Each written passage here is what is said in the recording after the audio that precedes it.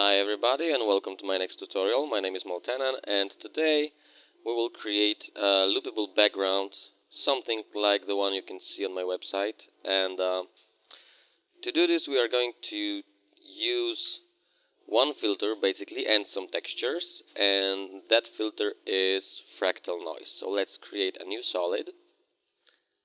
Let's make it comp size and let's apply fractal noise. And this doesn't look very interesting yet, but the fractal noise is so great for these purposes because it works on evolutions, and you can turn on cycle evolution option, which basically means that if we set this cycle in revolutions, I think, yes, then this number indicates how many times we have to do a whole 360 degrees to have a loop. So if we had set this to 1, then if we go from 0 degrees to 360, or just type 1 in here, we will have the same image, as you can see. So now let's create something more interesting than this cloudish looking fractal. And to do this, first of all, let's turn the complexity down to 1, and this already looks nicer because I want to have some light areas, something like this. So let's pump up the contrast and let's lower the brightness, and maybe let's change the noise type to spline. And let's choose fractal type maximum or swirly or something like that. Okay, let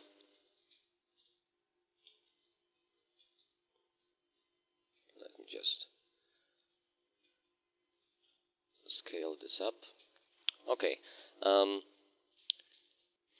you know what? Let's leave this as basic. I think this is okay. Let's just pump up the contrast a bit.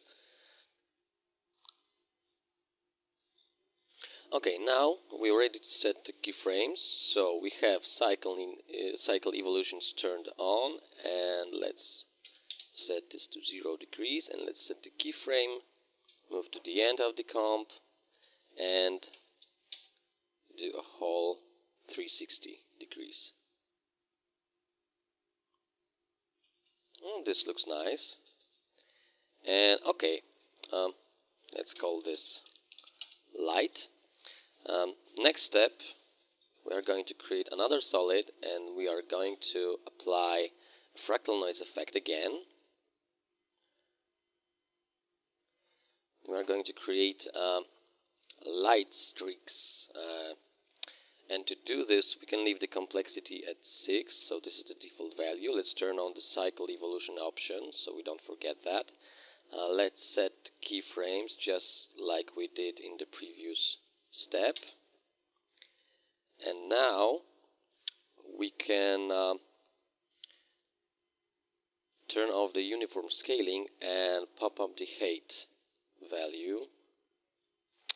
As you can see, the slider goes only to 600, but we can still type in something larger than that, and this looks okay, I think. And let's pump up the contrast like we did with the previous layer.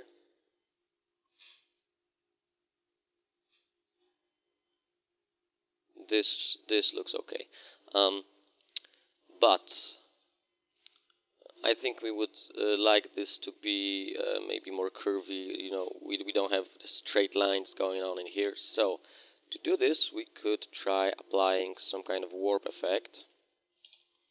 Let's see what we can choose from. We have Bezier warp, mesh warp, warp, and wave warp. Let's see what this does. No. This isn't right. No, not at all. Okay, delete. I think that Bezier is going to be just fine. Just adjust this a bit.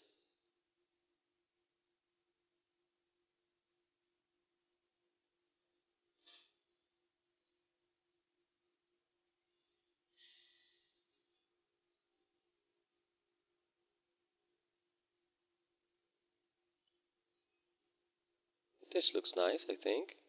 But we need to scale this up a bit because we have, it's transparent in this area. So let's just select the layer. Let's just call this streaks. And let's press S on the keyboard to reveal the scale properties, and let's scale this up and move it a bit to the left, sorry. Okay, let's see how it looks. Well, it looks pretty nice, I think. Okay, next step, we can change the blending modes to additive, for example.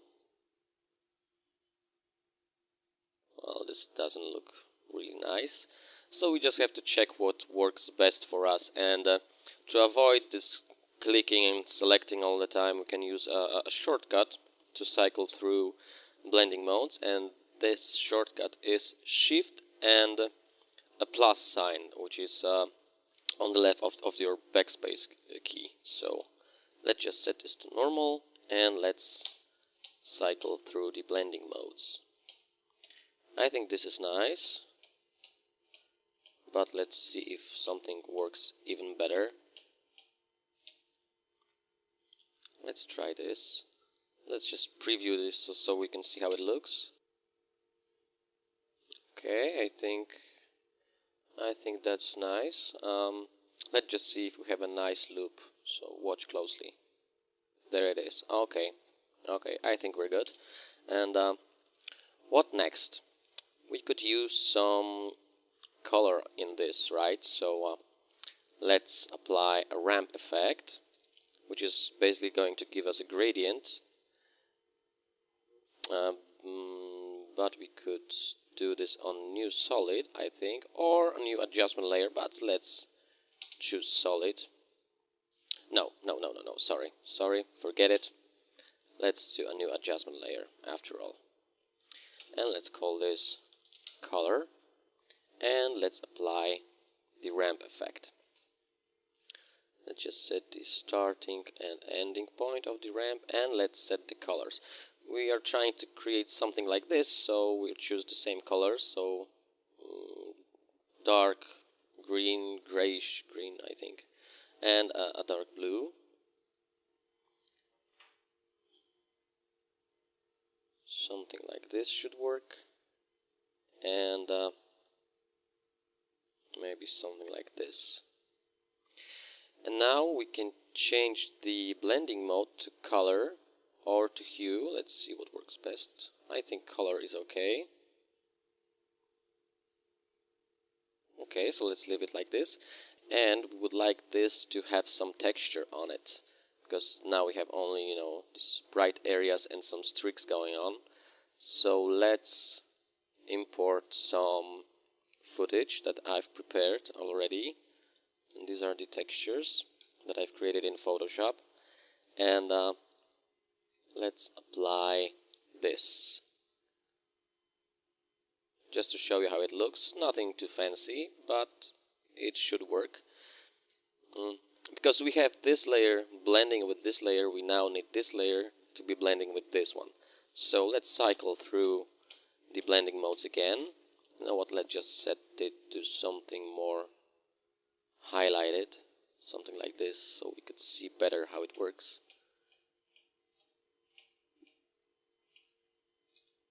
I think this is okay.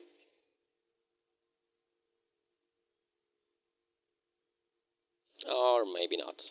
Let's just see if something works even better. Yes, this one is much better, I think. Okay, so let's leave it like it is. And next, let's apply another texture on top of this. And let's change the blending mode,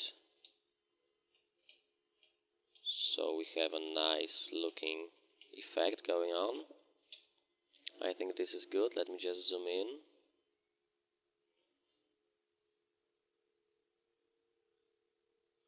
Yes, that's pretty nice. So I think we can leave it like this. And now let's call this composition basic loop, and let's create a new comp with the same size. So just drag this composition into a make new comp button. Let's call this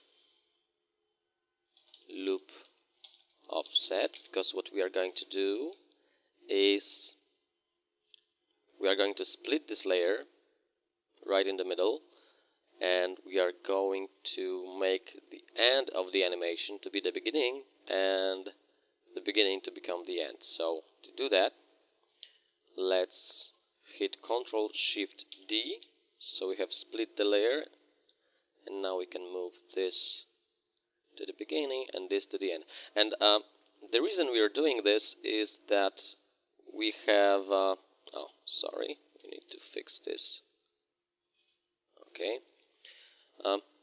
The reason we're doing this is that we have, highlights focused in one area right in the middle, and then it's pretty dark, and we have oh,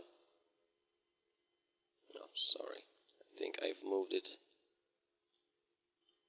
While holding Shift, you can make sure you move this to the beginning or to the end or to the marker point like this, and I think I just forgot to press Shift. And so once again, the reason we are doing this is that I would like the highlights to be equal in all areas. I mean, maybe close to equal. And we could, of course, change the parameters of the fractal noise, but we would have to play a lot to find what suits our needs. And I think this is a much easier way to do this, at least at this point. So let's just leave it like this, and let's create another composition using the same basic loop. Let's call this final, and let's drag our loop offset on top of this, and let's apply some blending modes. Let's see what works best.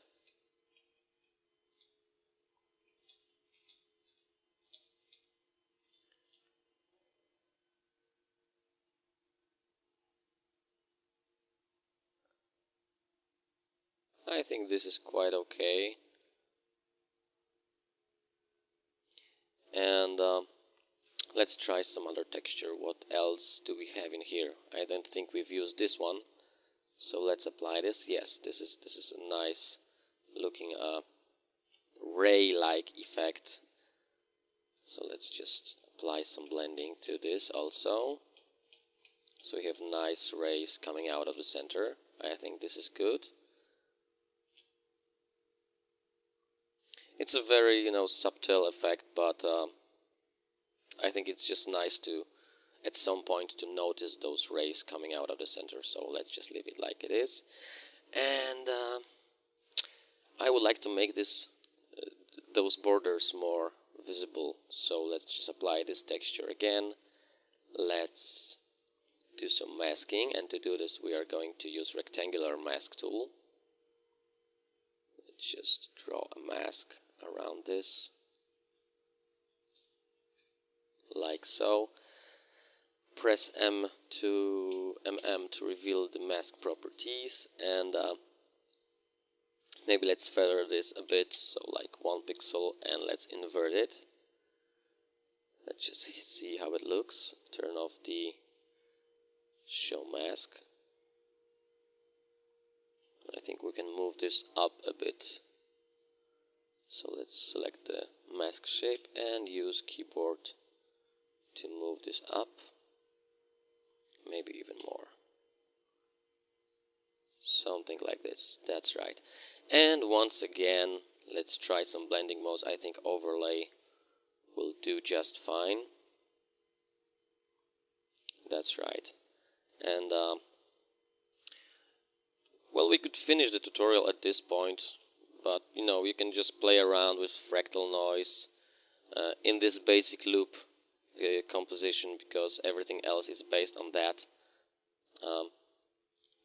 And I think that we could apply maybe some glow effect, so we have highlights more visible. So let's create another adjustment layer. Let's call this glow, and let's apply the glow effect to it.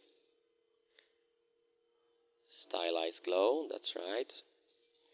Whoa, this is way too much, so we have to pump the threshold up, and maybe let's change the color to orange. I think orange will do just fine. And now to use this color we need to change the default settings from original color to AB colors, and I think that's it. Let's pump up the radius so the glow is more soft. Maybe something like this. Let's see how it works. No, this is way too much. It's something like this, I think. Okay, so there we go. Nice loopable background created in less than 15 minutes, I guess. If you don't like the effect, you can always go back to your fractal noise settings, because it's all about the fractal noise and the textures you use and the blending mode. So this is basically, if you don't know what you're looking for exactly, then it's all about playing around with the fractal noise settings and the blending modes. So once again, this is Maltenan. I hope you've enjoyed this tutorial. Stay tuned for more tutorials on my website www.maltenan.com. See you there. Cheers.